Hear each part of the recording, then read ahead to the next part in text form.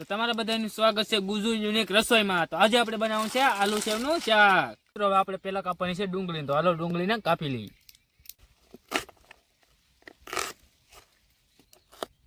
આ ટમેટા આખા બે બગડી ગયેલા ચેપાઈ ગયેલા એવા મિત્રો હવે આપણે ટમેટા કપાઈને તૈયાર થઈ જશે। તો હવે એને વાટકામ લઈ લઈએ।